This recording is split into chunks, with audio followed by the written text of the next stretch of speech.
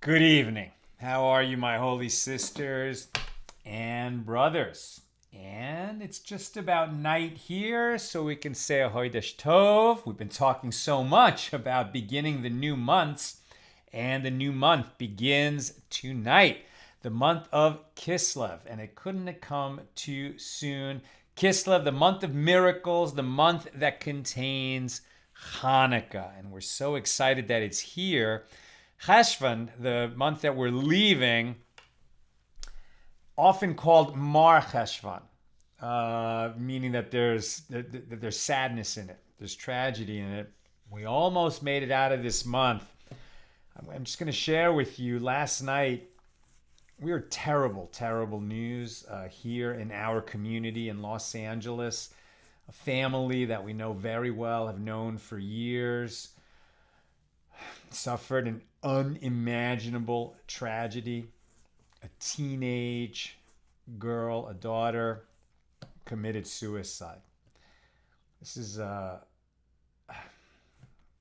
we just don't even know how to process it. There's no words. You know, this girl grew up alongside our kids, going to the same school. The parents are friends of ours. I mean, we wept last night when we heard this.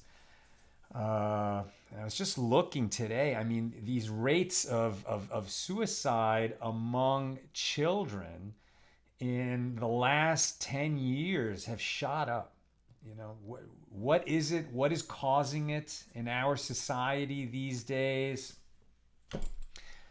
I'm not a public health professional. I can't even begin to speculate on this. I guess I'm just sharing this to say that God forbid someone in your life, a family, a child, you hear that they're having suicidal thoughts. You take it seriously.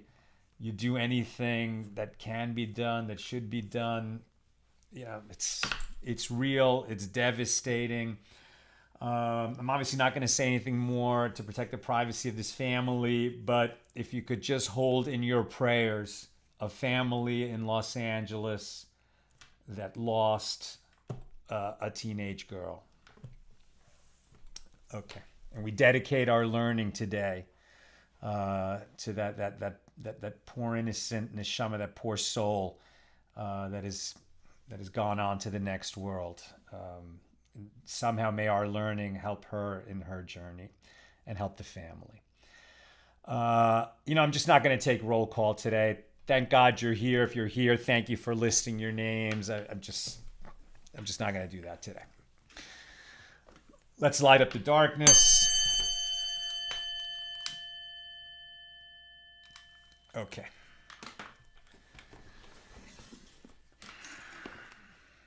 How do we cope? How do we cope? There's no way. There's no words. But we do what our people have done in difficult times throughout our history. We learn together, and perhaps our learning can bring some consolation into the world. Okay.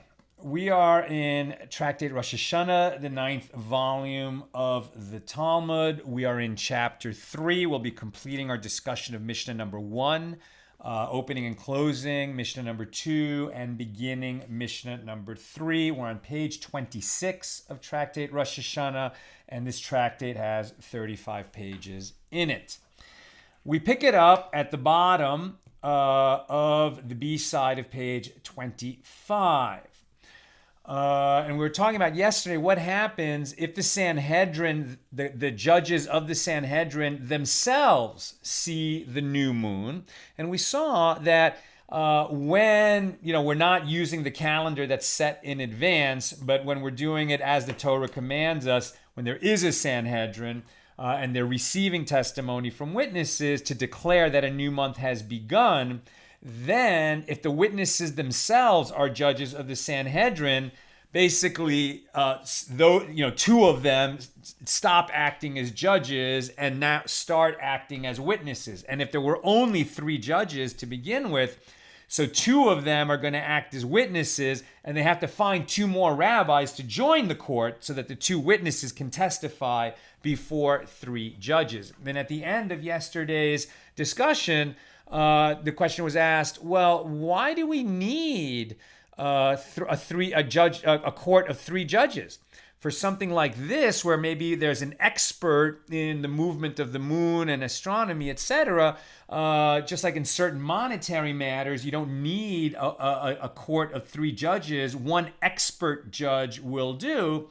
Why can't we just rely on 1 expert judge in this case?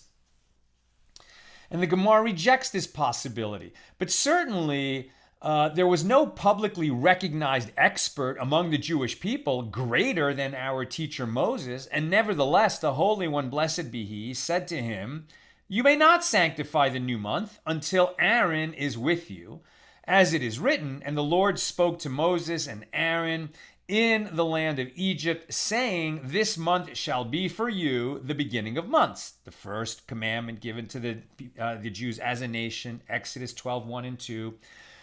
To recognize the new month, where the word you is in the plural form. Since it is you plural, in English, you, whether it's singular or plural, is the same word, but in many other languages, it's like usted or ustedes in Spanish, there's a singular and a plural you. And since it was plural here in this sentence, and since to avoid deadlock, a court cannot, so it must be plural. The plural you implies that there must be at least 2 judges. And to avoid a deadlock, a court cannot be composed of an even number of judges. So you must add another judge, and that's why there's a requirement to have 3 judges. It is therefore apparent that 3 judges are required for the sanctification of the moon, of the month, by Torah law. Since Moses and Aaron received that commandment together, they were like a 2-judge court. They would have had to add another person. Who knows? Maybe, I don't think it would have been Miriam, but maybe Joshua or some other sage of the time. You need 3 judges. Okay. And by the way, I didn't mention before I was distracted, we've started a new album for the warm-up music, and that was Zusha. Okay, Zusha, and that was their song, East Shtetl. Great song. Great song. The Gemara asks, is this to say that a witness becomes a judge, i.e., that one who witnessed an event can himself serve as a judge concerning the matter? Well, let us say that the Mishnah is not in accordance with the opinion of Rabbi Akiva, right? Because we said if there were 3 judges and they witnessed the new moon, 2 of them become witnesses, but the 3rd remains a judge. Now, so he witnessed the event, and he's acting as a judge. Is that permitted? And the Gemara asks, is that to say that a witness may become a judge, i.e., that one who witnessed an event can himself serve as a judge concerning the matter? Let us say that the Mishnah is not in accordance with the opinion of Rabbi Akiva, for it was taught in a Baraisa, if the Sanhedrin saw someone kill another person, right, the judges themselves witnessed the murder, some of them are rendered witnesses and testify before the others, and some of them become judges in the case. This is the statement of Rabbi Tarfon. Rabbi Akiva says they are all rendered witnesses, and a witness cannot become a judge. It seems, therefore, that the Mishnah contradicts Rabbi Akiva's opinion. So Rabbi Tarfon and Rabbi Akiva debate whether when the judges witness the crime, can they still serve as judges, or have they all now become witnesses who can only act as witnesses and not as judges? Certainly that's the case in a capital case, at least according to the opinion of Rabbi Akiva. Now the Gemara rejects this argument. You can even say that the Mishnah was taught in accordance with the opinion of Rabbi Akiva, but we must distinguish between these cases. Rabbi Akiva states his position where they're only only with regard to the case of capital law, a capital case, a murder.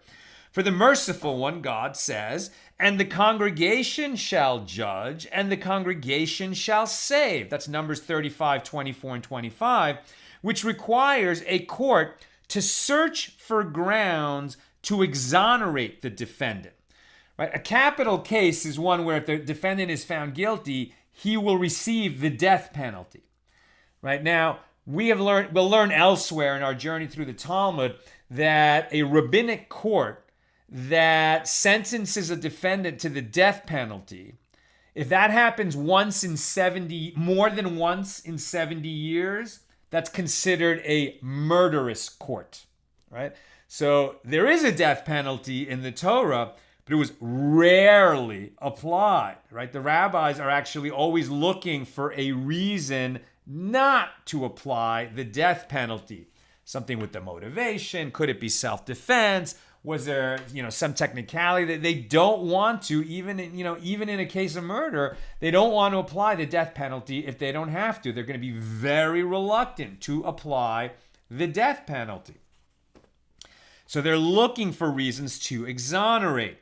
So this law from Numbers 35, 24, 35 requires a court to search for grounds to exonerate the defendant. But once they themselves, the judges, have seen the defendant kill a person, they will be unable to find grounds to exonerate him. They're going to be emotionally involved. They witnessed a murder. They're going to want to convict the defendant. But here, with regard to the sighting of the new moon, even Rabbi Akiva concedes that a witness can be rendered a judge. He's not going to be so emotionally involved because he witnessed the moon that he can't act as a judge to hear testimony about the sighting of the new moon. That concludes our discussion of Mishnah number 1 here in chapter 3. Mishnah number 2. All shofarot are fit for blowing. So shofarot, the plural of shofar. Shofar. And actually, Nina, if you're listening, please bring me the other shofar that's in the house, the longer one. We're actually going to have reason to discuss both shofars. Okay, so all shofars are fit for blowing except for the horn of a cow, because it is a horn, keren, and not a shofar. Keren is a Hebrew word for horn, and not a shofar. Right? So a shofar is a horn that's turned into a musical instrument capable of producing a loud note. Rabbi Yosef said, thank you very much. Thank you. Okay, we'll be discussing this momentarily. Rabbi Yosef said, but aren't all shofarot called horn? As it is stated, Joshua 6:5, and it shall come to pass that when they sound a long blast with the horn, keren, of a ram, here, ram is a translation of the word yovel, and a ram's horn is a shofar. And a ram's horn is a shofar fit for sounding on Rosh Hashana. So if we're saying that you're going to sound the blast of the horn on Rosh Hashana, okay, and you're calling the horn in that context in the book of Joshua a keren, and elsewhere you're saying that the horn of a cow, right, an ox or a bull, and we'll get to that in a moment, but of the animal, the bovine animal, that its horn is called a keren, and you're also referring to a ram's horn as a keren, which you do blow on Rosh Hashana, then why are we excluding a cow's horn from being used as a shofar on the day of sounding the shofar, i.e. Rosh Hashana? Right, we're in Tractate Rosh Hashana. We've been talking a lot about sanctifying the new moon and the calendar and the new months and the new years. Now we're going to get more into the laws of Rosh Hashana, specifically the shofar. That's why we're talking about shofars now in Mishnah number 2 of chapter 3. That's our Mishnah. So the Gemara. Rabbi Yosef, who challenges this and says, why can't we use a cow's horn just because it's called a keren if elsewhere we call the ram's horn a keren also? So the Gemara says Rabbi Yosef is saying well, i.e. he presents a convincing argument. Why do the rabbis not accept it? The Gemara explains that the rabbis counter Rabbi Yosef's argument as follows. Indeed, all other shofarot are called shofar, and they are also called keren. But that of a cow is called keren and is not called a shofar. The word shofar can apply to the horns of all these other animals, just like the word keren can apply to the horns of all these other animals, but the word shofar cannot be used for the horn of a cow. as it is written, Deuteronomy 33:17, his firstborn bull, grander is his, and his horns, karnav, his horns, are the horns of karne, a wild ox. It is therefore clear that the horns of a bull are called keren, and nowhere are they called shofar.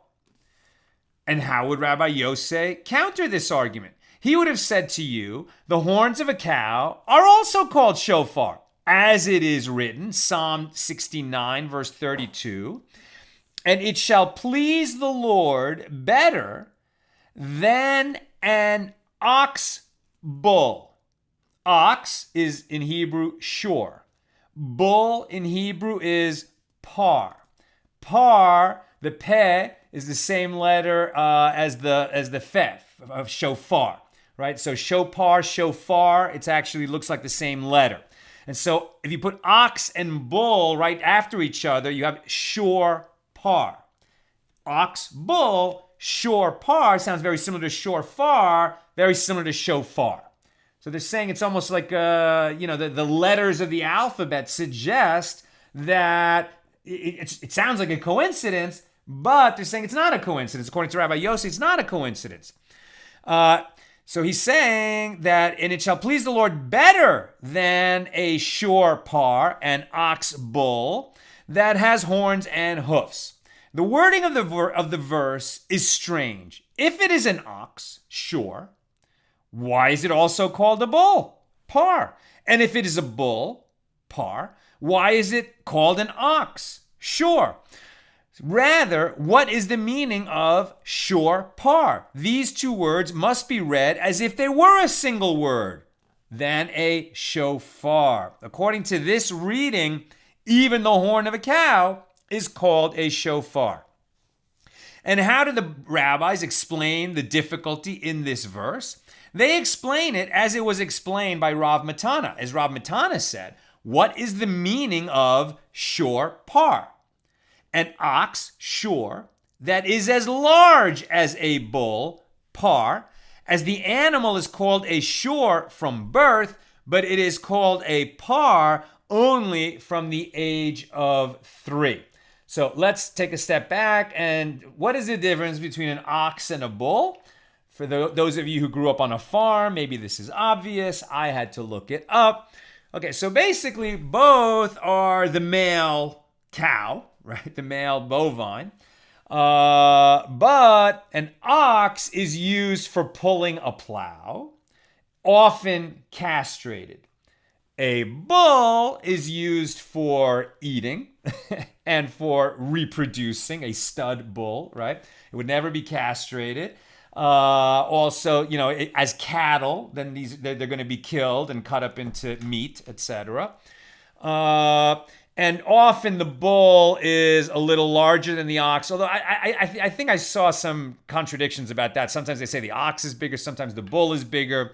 But according to the rabbis of the Gemara, right, what is the difference? An ox, that our verse is talking about an ox that is as large as a bull, right? Because a male cow is called an ox from birth. It's only called a bull from when it is the age of 3. So an ox in the end may be bigger or may be smaller, depending on what you're breeding them for, etc. Why are they castrated? Because you want them out in the field docile and pulling the plow. The bull can be more rambunctious. It's going to, be reproducing with the heifers, etc.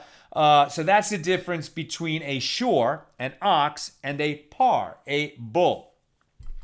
Ula said, this is the reasoning of the rabbis who say that the horn of a cow is unfit for sounding on Rosh Hashana. So it's a very kind of attenuated proof that Rabbi Yosei could offer us about why, the shor par, like the cow horn, could be used as a shofar. The rabbis who say you can't use a cow's horn, now, so far the reason that we've got from the Mishna is because a cow's horn is only referred to as a keren and is never referred to as a shofar, whereas the horns of other animals can be called a shofar.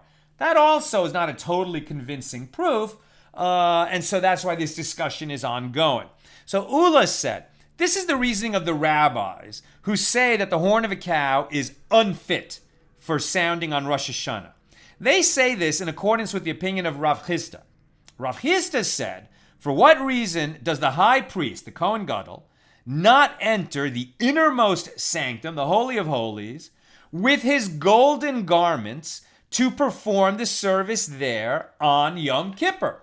Right? We saw in Tractate Yuma that when the Kohen Gadol would enter the Holy of Holies on Yom Kippur, he would not wear the standard 8 garments that the high priest wears everywhere else in the temple and on all the other days of the year. He would wear a simplified outfit with only 4 parts, and what was left out is the golden garments that the high priest wears on other places in the temple, even on Yom Kippur, and everywhere he goes within the temple on every other day of the year.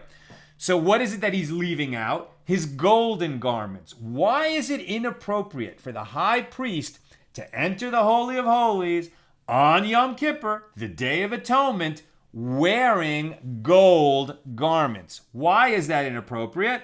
Do you have it? Have you thought of it? It is because a prosecutor, kategor, cannot become an advocate, sanegor, since the Jewish people committed the sin of worshiping the golden calf. The high priest may not enter the Holy of Holies to atone for the Jewish people on Yom Kippur wearing golden garments, as they would bring that sin to mind. And so what the sages will explain here is that, when you commit a grave sin, then the objects that you employ in committing that sin then serve not just as evidence that you committed that sin, but they sort of, metaphorically speaking, become your prosecutor. The golden garments are a kind of prosecutor. In other words, gold, all gold in the world, becomes a kind of prosecutor against the Jewish people because we committed the sin of the golden calf at Mount Sinai while Moses was up on top of the mountain receiving the 10 Commandments, and he took too long coming back. He was 6 hours late after being away for 40 days. The people panicked, and demanded that Aaron create, this. It wasn't really an idol that they were going to worship the golden calf. It wasn't going to replace God. It was going to replace Moses. Nevertheless, you don't make a graven image for religious practice, and that's what the people did. That's the sin of the golden calf. And so the high priest would not wear gold when he enters the Holy of Holies on Yom Kippur. You don't want to remind God that we're a guilty people, that we committed the sin of the golden calf all those generations ago. And you can see where this is going. You don't want to wear gold. Also on Rosh Hashana and Yom Kippur, when we're all on trial for our sins, what's going to be our verdict for the coming year, you wouldn't want to remind God of the sin of the golden calf, so you don't want to bring gold into it, and you don't want to bring a horn from a cow into it. The Gemara asks, but wait a minute. Do we not use a cow in the Holy of Holies? But there is the blood of the bull that is sacrificed on Yom Kippur, and the blood is brought into the Holy of Holies to be sprinkled, despite the fact that the people sin with a calf. And the Gemara answers, since it has changed, i.e. it is not the bull itself, it is only the blood of the bull. You spilled the blood of the bull. You sacrificed the bull.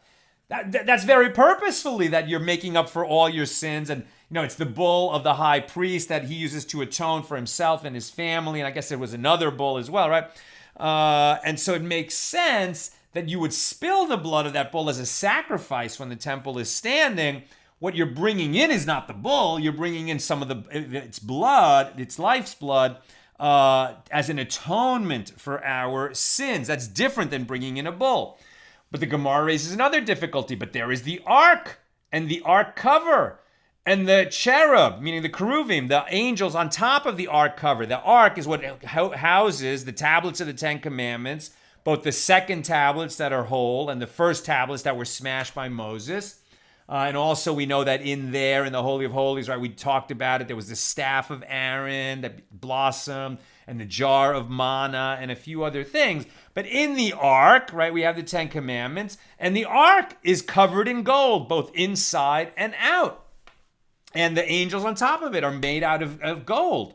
So if this is problematic, why are they in the Holy of Holies? And the Gemara explains, what we are saying is that a sinner seeking atonement should not bring something made of gold into the Holy of Holies with him, as it would bring the sin of the golden calf to mind. The fact that the ark is made out of gold, that's not something that the high priest brings with him on Yom Kippur. And the Gemara says, well, wait a minute, there is the spoon and the coal pan. We saw that, right? He walks into the sanctuary with, he takes from the incense altar, right? The special incense that is burned on Yom Kippur inside the Holy of Holies. How does he carry that incense in his hands, along with a golden shovel that has hot coals in it? So he's bringing a golden pan, a golden shovel into the Holy of Holies. Where am I?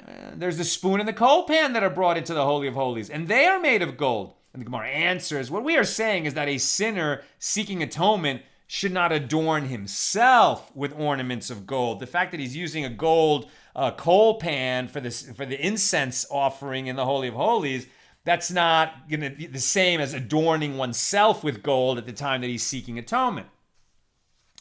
And the Gemara raises one more question. But there are the golden garments that the high priest wears outside of the Holy of Holies. And the Gemara answers, what we are saying is that a sinner should not adorn himself with gold inside the Holy of Holies. But outside, there's no concern.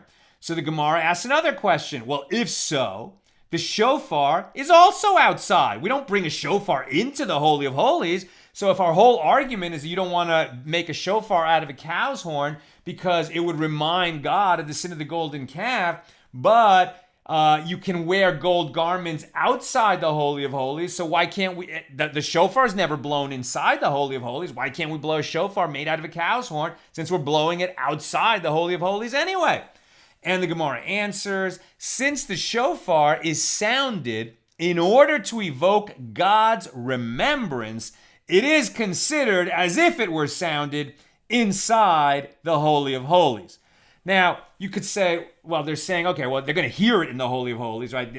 When the priest is walking around in the outer courtyard in his golden garments, that doesn't have any impact inside the Holy of Holies. When we blow the shofar out there in the courtyard, it's heard in the Holy of Holies. But that's not what it says.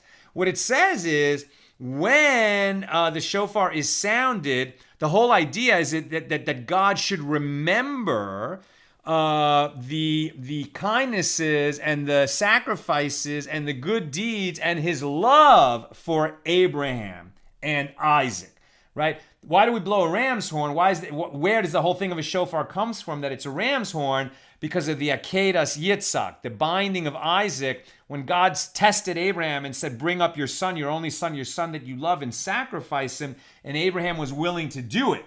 God stopped him from doing it. That he said, because you were willing to do this thing, you shall be blessed, your son shall be blessed, all your descendants shall be blessed. And we're trying to remind God that he said we would be blessed and he would take care of us in the merit of Abraham. And so we want him to remember that. But hear this sentence again. Since the shofar is sounded in order to evoke God's remembrance, it is considered as if it were sounded inside the Holy of Holies. We no longer have the temple. We no longer have the Holy of Holies. But we certainly have the shofar being blown on Rosh Hashana and Yom Kippur. And blowing the shofar on Rosh Hashana and Yom Kippur is considered as if it were being blown in the Holy of Holies. When you hear a shofar, it is an incredibly holy experience. When you hear it on Rosh Hashana and Yom Kippur, it's beyond. The Gemara asks, is this indeed the reason that the rabbis disqualify the use of a cow's horn? But there's another reason that's been given. A Tana, a rabbi of the Mishna, taught the horn of a cow cannot be used because it is a Karen. Okay, that was given in our Mishnah. And the Gemara answers, the Tana stated one reason and also another reason. One reason is that a prosecutor cannot become an advocate. We wouldn't want to use something that reminds God of the sin of the golden calf. And another is because it is called a Karen and not a shofar.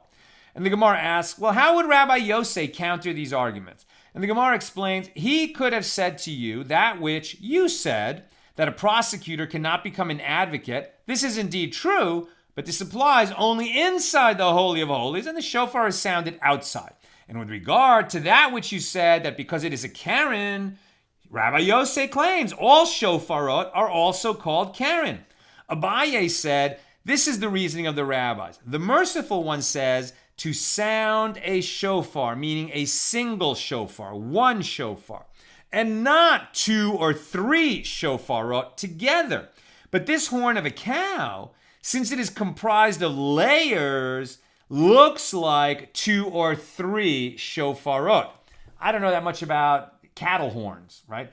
But apparently, perhaps when, a ram, the horn of a ram, of a sheep, right? It's just hollowed out, and it's hollow to begin with. There might be some material in here, but it's not the same material as the outside. If a horn is solid of an animal, even if you hollow it out, it's not going to qualify as a shofar. And it sounds like a cattle horn. It's not exactly solid, but it has chambers in here. And so if you blow a horn of a cow, it actually sounds like multiple horns being blown because there's multiple chambers inside the cow's horn, is what Abaye is saying. And the Gemara asks, but the Tana taught the horn of a cow cannot be used because it is a Karen. Since the rabbi's reasoning appears clearly in our Mishna, how can the reasoning provided by Abaye be correct? And the Gemara replies, the Tana stated one reason and also another reason. One reason is that the merciful one says, sound a single shofar, not something that sounds like multiple shofars together, and because a cow's horn is only referred to as a Karen and never called a shofar. And Rabbi Yosef could have answered, that which you said, that the merciful one says in the Torah to sound a single shofar and not 2 or 3 shofarot, is not a difficulty. Since the layers of the cow's horn are connected to each other, it is considered a single shofar. And with regard to that which you said, because it is a Karen, all shofarot are also called Karen. So Rabbi Yosef never agrees, and he says you should be able to blow the horn of a cow. But that's a minority opinion. Only Rabbi Yosef feels that way, and that is not the law. The law is we may not use a shofar made from a cow's horn. Do I have a specific halacha on that? Yeah. The shofar of Rosh Hashana should ideally be of a ram's horn, like in the story of Abraham and Isaac. According to the commentator known as the Taz, this is not obligatory, but it is the best possible form of fulfilling the mitzvah. Halachically, Jewish legally speaking, all shofarot are fit except for those of a cow and a bull, which are unfit since they are called Karen and not shofar. This follows the opinion of the rabbis. All of the above applies to hollow horns. Horns of animals that are solid bone and are not hollow are unfit, even if one hollowed them out. Although a dispute existed with regard to a horn from a non-kosher animal, the shofar of an unslaughtered carcass and the treifa are certainly fit. So if you used a horn made from a kosher animal, like a ram, but you didn't slaughter it in a kosher manner, right, slitting its throat the way that we slaughter in a kosher manner so that the animal could be eaten, nevertheless, you couldn't eat the animal, but you could use its horn as a shofar, and it would be fit. Okay. We skipped over to the B side of page 26, near the end of our discussion of Mishnah number 2. There's been a kind of, we go on a digression about certain Hebrew words and what they mean.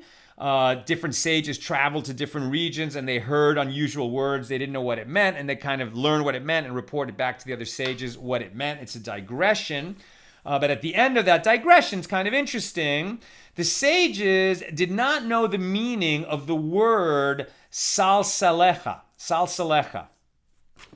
Salselecha, which appears in Proverbs 4:8. Salselecha, and it will exalt you.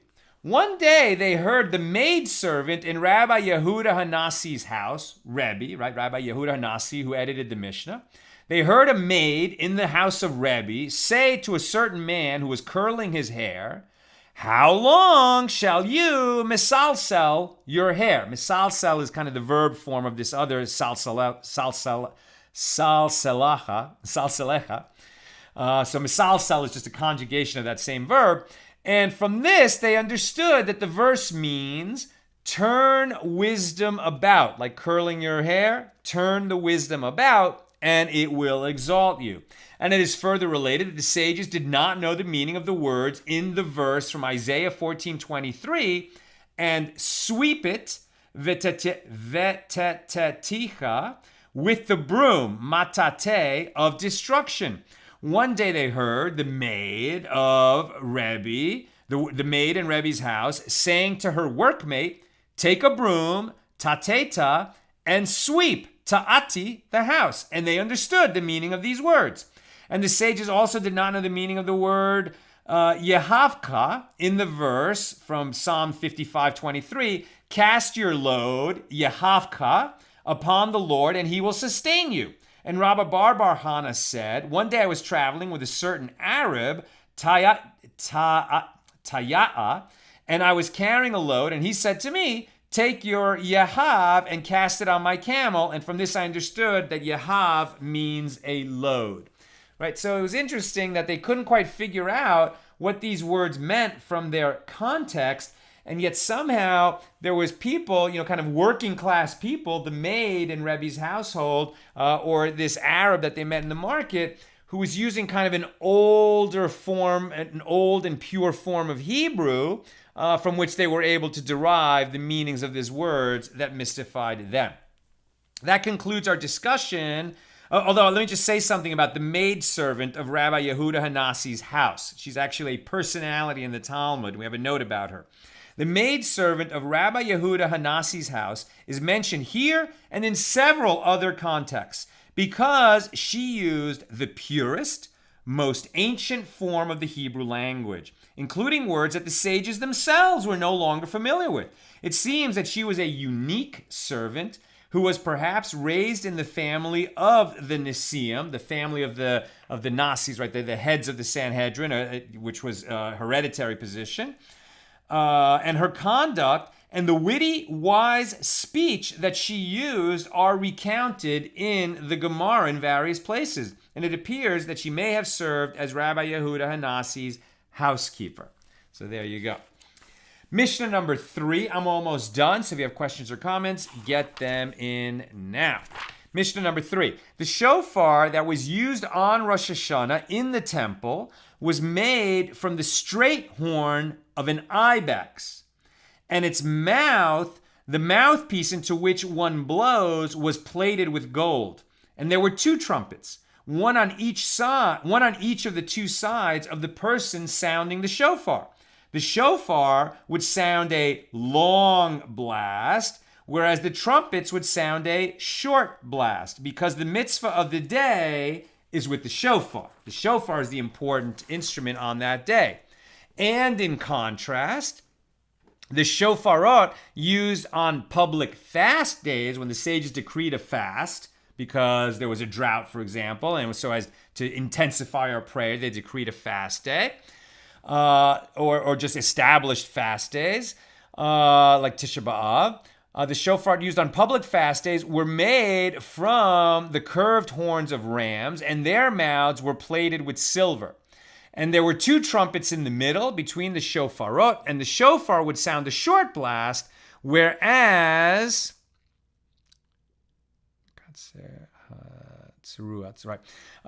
whereas the shofar would sound a short blast, whereas the trumpets would sound a long blast, because the mitzvah of the day is with the trumpets. On a public fast day, you announce that with trumpets. On Rosh Hashana, the commandment is to blow the shofar. So the shofar is more important on Rosh Hashana. The trumpets were more important on public fast days. Yom Kippur of the Jubilee year We've already seen this, right? Sound the great shofar of the Yovel, of the Jubilee. Every 50 years, there would be a Jubilee where the slaves would go free. Property was returned to its ancestral homeland. Debts were released. All kinds of stuff happened, as we discussed about the Jubilee year.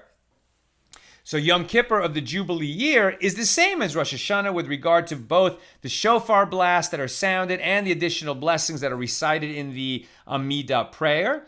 Rabbi Yehuda disagrees and says there's a difference between the 2 days. On Rosh Hashanah, one blows with horns of rams, whereas in Jubilee years, one blows with the horns of ibexes. Now, this is definitely a ram's horn. A long blast, a tekiah, sounds like this.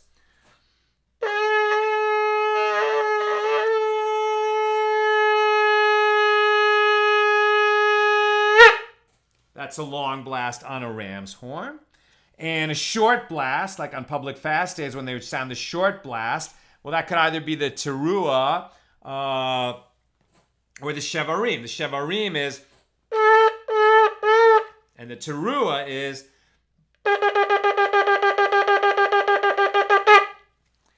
and that's a ram's horn.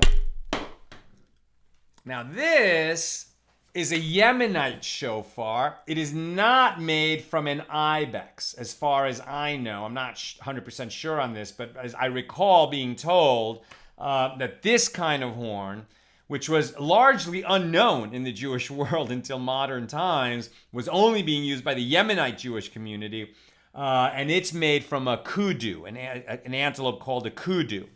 Right, an ibex is a kind of wild sheep, and its horns, I think, are straight.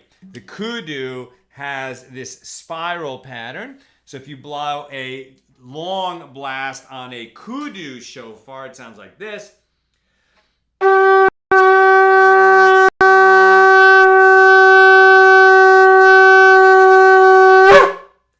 And the short blast could be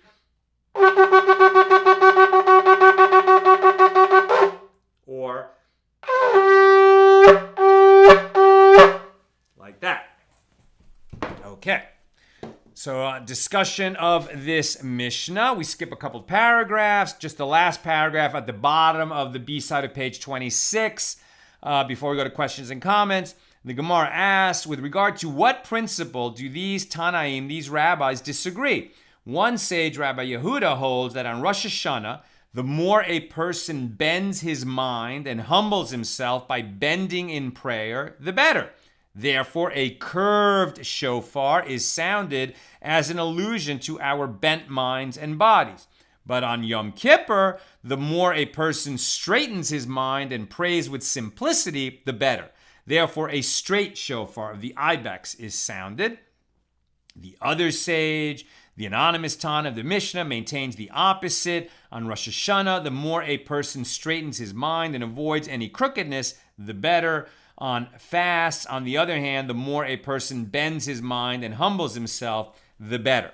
I don't know, I'm not going to make any big pronouncements or general statements here, but I'll just say that in my own experience, in the more religious Orthodox world, on Rosh Hashanah and Yom Kippur, you'll only see a ram's horn like this, where they're much more stringent and they say it has to be a ram's horn. And then in kind of, in conservative and reform synagogues that I've been to on Rosh Hashanah, you'll see more this kudu horn, which is louder, and generally speaking, in conservative and reform shows, you're going to see much bigger crowds on Rosh Hashanah. They just have very large synagogues because people will drive there. In an Orthodox synagogue, you can't drive on a holiday or Shabbos or anything, and so the crowd size is somewhat limited, and perhaps, just a little bit less stringent in the non-Orthodox context, and a bigger crowd leads people to, be more open to using the kudu horn. I don't think that there's any that there's any halacha being violated in the synagogues that use a kudu horn on Rosh Hashanah. I'm not making a comment right now on the legalities of this. I'm just saying, in my experience, that's what I have seen in the past. Okay. Let's go to questions and comments. Yeah, Rosh Hashana 26. Paula. You looked up about the necklace. The necklace is fine. Rabbi Danielle with Jewish Learning Center said it's fine, not treated in a way of worship. She said, enjoy, Shabbat Shalom. Thanks for reporting back, Paula. Christo, I loved how the Sanhedrin would always try to avoid the death penalty. Really showed their desire to preserve life when possible. Just so. Bill, well, isn't it a foundation of Talmudic exegesis that the specific word and letter choice of the Torah is revelatory? Absolutely, right? So I guess you're commenting on this idea that where it says shor-par, it's not just a coincidence, and the fact that, bull, ox is written one after the other, which was very unnecessary in that place, might have been telling us that you can make a shofar out of a cow's horn, but the accepted law is no. You can make it out of all these other antelopes, all these other, sheep, goat, etc., but not a cow. And it makes sense if we think that that would be, a little bit too close to the sin of the golden calf. Okay, that is all I've got today. Let me just double check. I see that there was a discussion going on about the incident that I mentioned earlier, the tragedy in our community here. And Chris was saying, my Reformed congregation also requires a ram's horn. We're more traditional than classical Reformed synagogues. Isn't that interesting how, we've seen that, right? Like classical Reform, like there were synagogues that wouldn't even allow people to wear a kippah. And everything was, done in English, etc. It was, the Reform movement went very far away from traditional Judaism, and kind of that pendulum is swinging back. And a lot of Reform synagogues are doing much more traditional practices that classical Reform synagogues didn't do. Okay, that's what I've got for us today. Thank you for being here with me and learning together. It's definitely a consolation to me to be learning after we heard this devastating news yesterday. If you're just joining us late, I reported that here in our community in LA, there was an awful tragedy. A teen girl committed suicide. And I just, dedicated our learning today to that poor girl's soul and to the comfort of her family. And I just want to reiterate, if you ever hear, young people talking about suicide, having suicidal thoughts, take that very seriously and do all you can to help them get the help that they need. May we be blessed to hear only good news in the future. And with God's help, we'll be together again tomorrow, Friday, at the regular time, noon Pacific, to continue our learning here in Tractate Rosh Hashana with page 27. Have a good evening, and we are in Rosh Chodesh, the first day of Kislev, the month of miracles. So we wish each other Chodesh Tov, a good month, and may this month of miracles elevate us as high as possible. Have a good evening and a Chodesh Tov.